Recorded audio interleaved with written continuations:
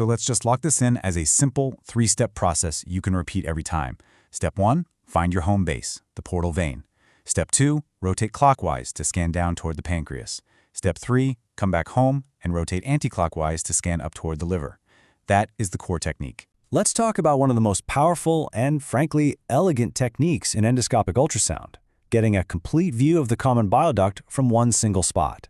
Today, I'm going to walk you through exactly how to master this exam from the duodenal bulb, so you can turn what seems like a complex scan into a systematic, repeatable process, every single time. So here's the fundamental challenge, right? We're talking about the common bile duct.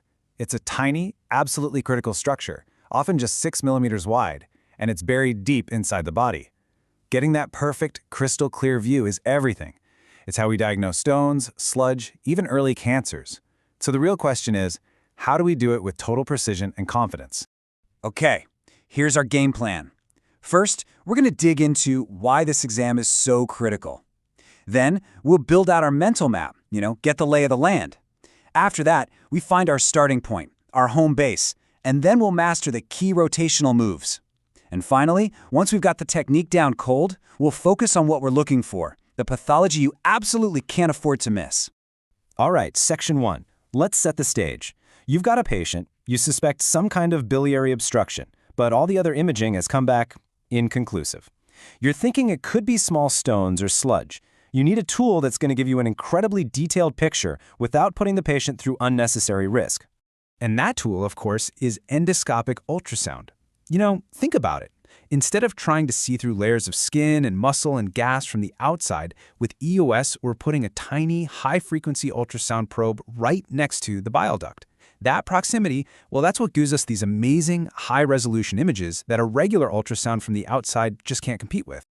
Now, you have to understand this in the context of ERCP. For decades, ERCP was the gold standard. And look, for therapy, if you need to pull a stone out, it absolutely still is. But here's the catch. As a purely diagnostic test, ERCP comes with a real risk of pancreatitis. EUS has completely changed the game here. It's become the go-to diagnostic test because it's so much safer, it's minimally invasive, and it is just fantastic for finding those tiny little stones, the ones under 6 millimeters that everything else misses. So to really perform a complete exam, you need a map, a mental map of the anatomy from our perspective as the endoscopist. I want you to think of it like having 5 different lookout points, and each one gives you a totally unique view of the landscape down there. A truly thorough exam means you're going to be looking from a few different places, in the stomach, in the duodenum. Each station gives you another piece of the puzzle, but as you're about to see, one of these stations is way more powerful than all the others combined. And this table lays it all out for you. You can see what you get from the stomach, from the descending duodenum, from the antrum. But now look at the duodenal bulb, the one that's highlighted. That's the sweet spot. From this one single location, you get this perfect view of the mid-duct. And then, with just simple, controlled turns, you can trace the entire duct, from top to bottom. This is the key to an efficient, complete exam, and it's what we're focusing on today. Okay, so we've made it to our primary station. But before we can start exploring, we've got to get our bearings, right? The very first step in any kind of navigation is finding a fixed point on your map. The duodenal bulb is our ultimate vantage point because the bile duct is literally lying just on the other side of the duodenal wall. We couldn't possibly get any closer with the scope. But when you're looking at that ultrasound screen, it's all shades of gray. You need an anchor. You need that one landmark to tell you where you are. And this is it. This big, black, or anechoic, tube-like structure. That's the portal vein. When you're doing biliary EUS from the bulb, the portal vein is your home base. Period. Every single move you make, every part of the exam, it starts and it ends right here. Once you lock onto the portal vein, you're oriented, and everything else just flows logically from this one spot. Okay, so we've found our home base. Now let's talk about how we move. A lot of trainees, they make the mistake of trying to do too much, pushing, pulling, changing the up-down deflection. But the key here isn't some complex maneuver. It's one simple, really elegant technique.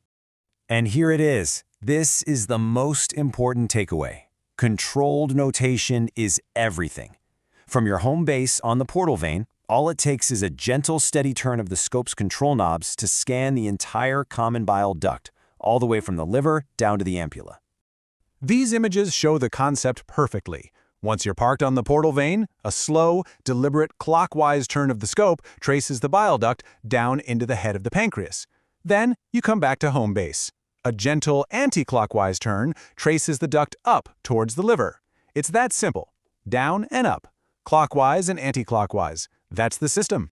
So let's just lock this in as a simple 3-step process you can repeat every time. Step 1, find your home base, the portal vein. Step 2, rotate clockwise to scan down toward the pancreas. Step 3, come back home and rotate anti-clockwise to scan up toward the liver. That is the core technique. Master that, and you've mastered the exam from the bulb. Okay, so we've mastered the navigation. We know how to drive the scope. Now, let's focus on the destination. What are we actually looking for? What are the key things we absolutely cannot miss?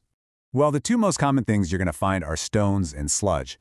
Stones, that's choledocholithiasis, are usually unmistakable. They show up as these bright white, hyperechoic spots that cast a clean, dark acoustic shadow right behind them simply because the sound waves can't get through. Sludge, on the other hand, is a little sneakier. It looks like low-level, mobile echoes that kind of drift around. And here's the key. It does not cast a shadow. That's the main way you tell them apart. And let's just look at a direct comparison here. On the left, you've got a beautiful, healthy, normal, common bile duct. It's just a clean black tube. Now, look at the image on the right. Bam! See that bright white spot sitting right inside the duct with that distinct shadow behind it? That is a textbook bile duct stone. It's this stark visual difference that makes EUS so incredibly powerful and definitive. And that brings us all the way back to our main point, which this quote from the Atlas of Endoscopic Ultrasonography just sums up perfectly.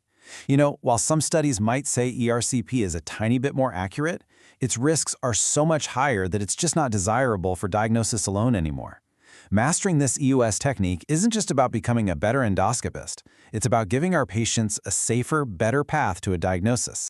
So you now have the map. You have the technique to trace the entire common bile duct systematically from one single location. The pathway is clear. So the question I want to leave you with is this. Now that you can navigate with this kind of confidence, what other, more subtle signs of disease will you be able to find next?